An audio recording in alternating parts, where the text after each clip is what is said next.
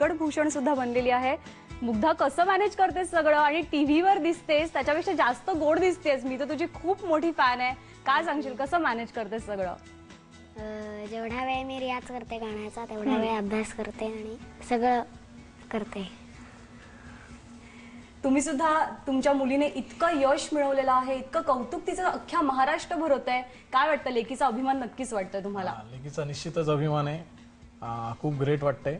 तिच्यामुळे ही संधी आज तिचे बाबा म्हणून मला एक नवीन, तिचे आई म्हणजे आईला तिच्या आणि मला मुग्धाचे आई बाबा म्हणून एक वेगळं ओळख निर्माण झाली, जी निश्चितच खूपच मनाला सुख देते। अर्थात त्याच्यामागे तिची खूप मोठी मेहनत आहे। ती गाण्याच्या साठी खूप मेहनत करते।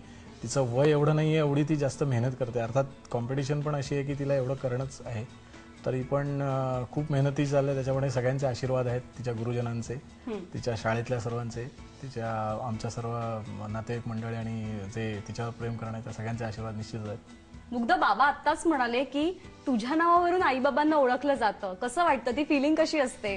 खूप छान वाटतं। असं जेव्हा ओळखतात तेव्हा खूप आनंद होतो आणि बाबांची ओळख माझ्यामुळे झाली याचा खूप आनंद वाटतो।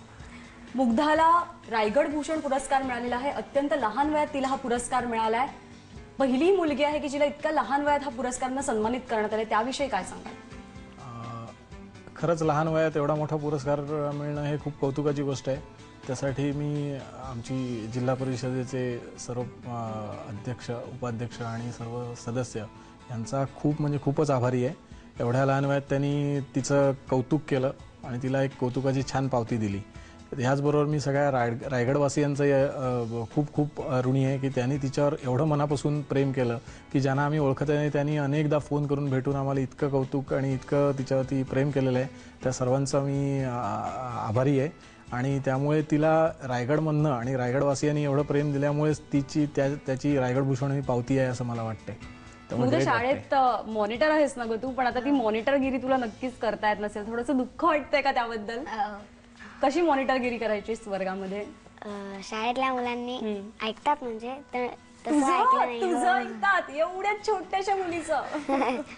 जर त्याने ऐकलं नाही तर मग पट्टी मारायची वेळ येते।